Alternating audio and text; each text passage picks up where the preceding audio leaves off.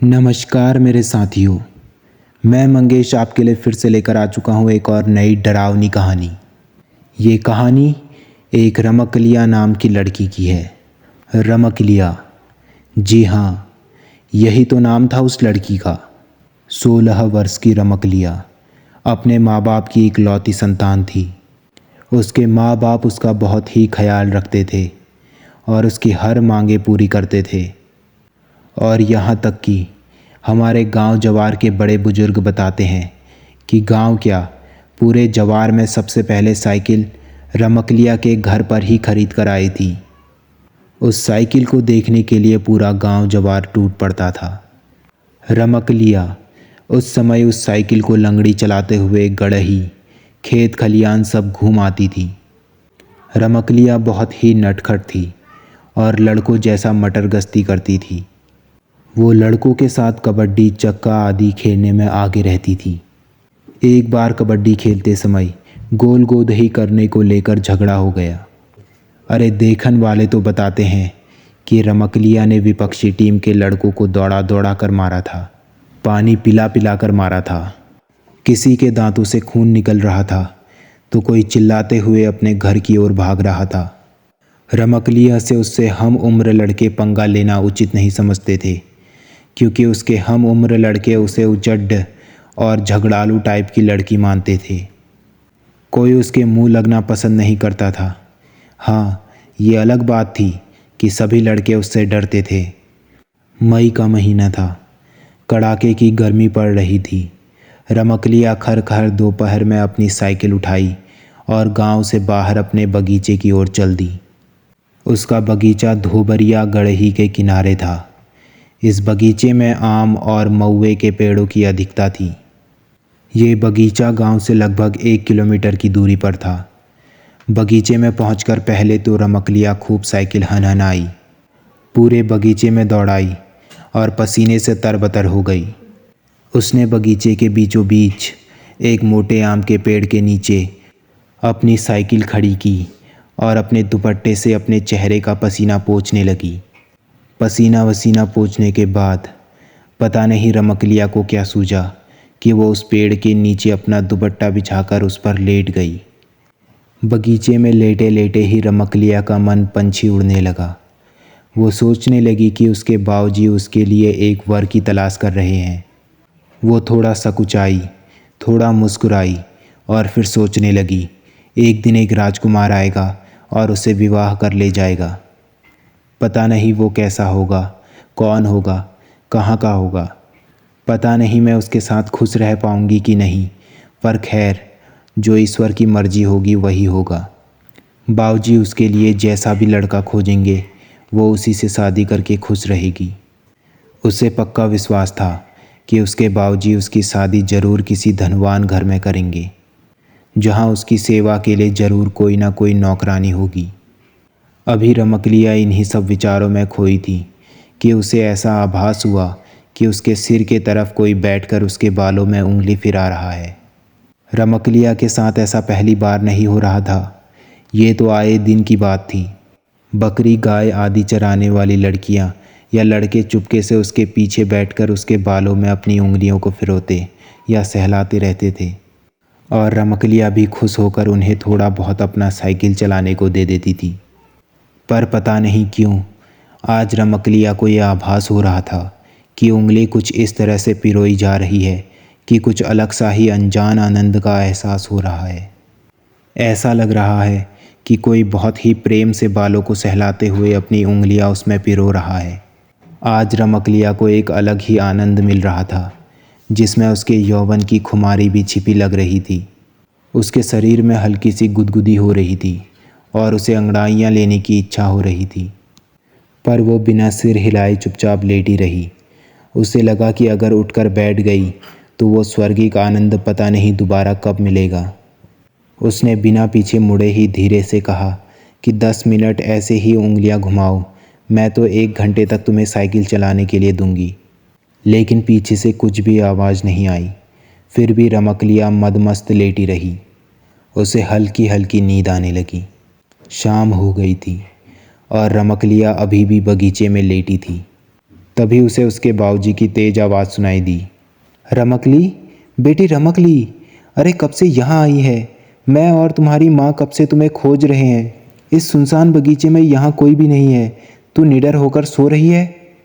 रमकली ने करवट ली और अपने बाबूजी को देखकर मुस्कुराई। उसके बाबूजी उसे घर चलने के लिए कहकर घर की ओर चल दिए। रमकलिया उठी, साइकिल उठाई और लंगड़ी मारते हुए गांव की ओर चल दी। उस रात पता नहीं क्या हुआ कि रमकलिया ठीक से सो नहीं सकी। पूरी रात करवट बदलती रही। जब भी सोने की कोशिश करती, उसे बगीचे में घटी आज दोपहर की घटना याद आ जाती। वो बार बार अपने दिमाग पर जोर डालकर ये जानना चाहती थी कि आखिर कौन था वो अब पछता रही थी। उसे लग रहा था कि पीछे मुड़कर उसे उससे बात करनी चाहिए थी, लेकिन वो करे भी तो क्या करे। उस अनजान व्यक्ति के कोमल प्यार भरे स्पर्शों से उसे अचानक कब नींद आ गई थी पता ही नहीं चला। अरे अगर उसके बाबूजी बगीचे में पहुंचकर उसे जगाते नहीं तो पता नहीं कब तक सोती रहती। सुबह जल्दी जागकर रमकलिया ने फिर अपनी साइकिल उठाई और उस बगीचे में चली गई। सुबह की ताज़ी हवा पूरे बगीचे में हिचकोले ले रही थी, पर पता नहीं क्यों रमकलिया को एक भीनी भीनी मदमस्त कर देने वाली सुगंध का आभास हो रहा था। उसे ऐसा लग रहा था कि आज पवन देव उसके बालों से खेल रहे हैं। वो लगभग 1 घंटे तक बगीचे में रही और फिर घर वापस आ गई। घर आने के बाद रमकलिया पता नहीं किन यादों में खो गई।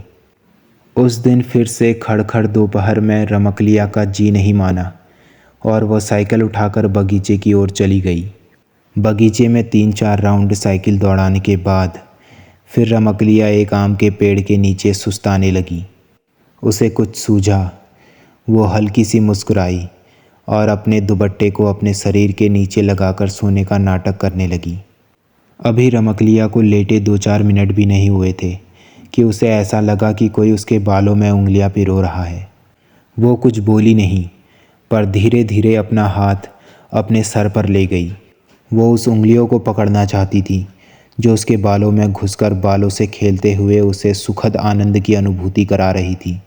लेकिन जैसे ही वो अपना हाथ अपने सिर पर ले गई, वहाँ उसे कुछ नहीं मिला, पर ऐसा लग रहा था कि अभी भी कुछ उंगलियाँ उसके बालों से खेल रही हैं।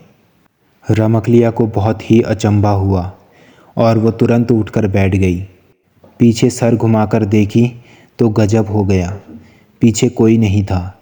उसे लगा कि शायद जो था वो इस पेड़ के पीछे छिप गया हो, पर फिर उसके मन में एक बात आई कि जब वो अपना हाथ अपने सिर पर ले गई थी तो वहाँ कुछ नहीं मिला था। फिर भी बालों में उंगलियों के सुखद स्पर्श कैसे लग रहे थे। खैर, वो उठकर खड़ी हो गई और पेड़ के पीछे चली गई, पर वहाँ भी कोई नहीं था। अब उसने बगीचे में आसपास दौड़ लगाई, पर फिर भी कोई नहीं दिखा। फिर वो अपने साइकिल के पास आई और तेज़ी से चलाते हुए गांव की ओर भागी। उसे डर तो नहीं लग रहा था, पर कहीं ना कहीं एक रोमांचित अवस्था जरूर बन गई थी, जिससे उसके रोंगटे खड़े हो गए थे। आज की रात फिर रमकलिया सो ना सकी। आजकल उसे अपने आप में बहुत सारे परिवर्तन नज़र आ रहे थे। उसे ऐसा लग रहा था कि अब वो विवाह के योग्य हो गई है। वो बार बार शीशे में अपना चेहरा देखती। अब उसमें थोड़ा शर्माने के गुण भी आ गए थे। बिना बात के ही कुछ याद करके उसके चेहरे पर एक हल्की सी मुस्कान फैल जाती। पता नहीं क्यों उसे लगने लगा था कि उसके बालों से खेलने वाला कोई उसके गांव का नहीं, अपितु कोई दूसरा सुंदर युवा है, जो प्यार से वशीभूत होकर उसके पास खींचा चला जाता है और चुपके से उसके बालों से खेलने लगता है। फिर उसके दिमाग में कौंधा कि जो भी है वो बहुत शर्मीला और साथ ही फुर्तीला भी, क्योंकि पता नहीं कहाँ छुमंतर हो गया कि दिखा भी नहीं। रमकलिया के दिमाग में बहुत सारी बातें दौड़ रही थी, पर सब सुखद एहसास से भरी, रोमांचित करने वाली थी।